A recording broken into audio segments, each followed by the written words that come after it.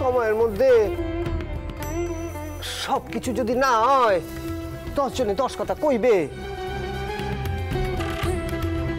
দাদাও বকাবকি করবে, সেসব বোঝে তোমার মা?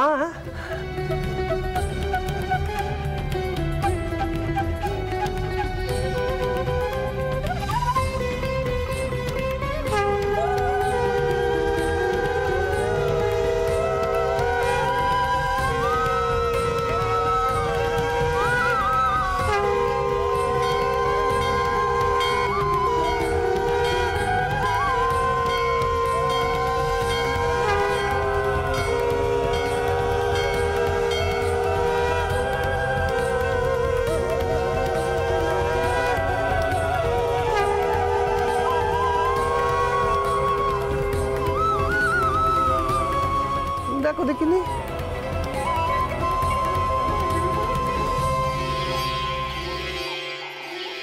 বদন ঠাকুর, আপনাদের যা যা প্রয়োজন আপনারা আমাকে বলবেন।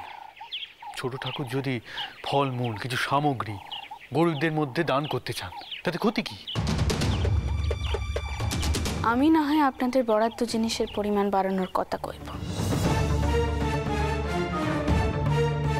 কিন্তু এইভাবে ছোট ঠাকুরকে বিপদে ফেলা কি উচিত হচ্ছে? আগের দিন কিন্তু ছোট ঠাকুরই মথুরের মাথাখানা ঠান্ডা করিয়েছিলেন, তা না হলে আপনাদের কারোর এই মন্দিরে কি টাই হতো?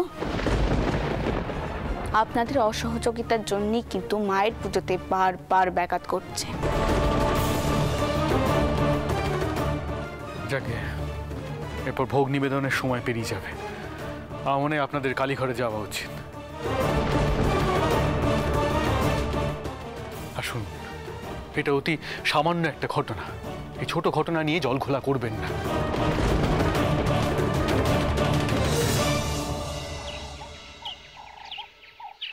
নাও গো, এবার পুজো শুরু করে দাও। দেখলি তো সব কেমন হয়ে গেল।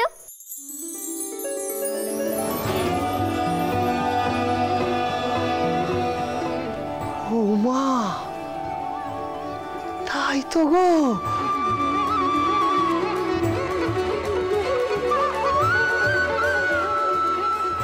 ও মেয়ে, তুমি তো দেখছি খুব কাজের। তা বলে আমি সবার জন্য খাটিনি, কিন্তু শুধু তোমার জন্য করলুম। এবার মন দিয়ে পুজো করে দেখি। আমি চললুম।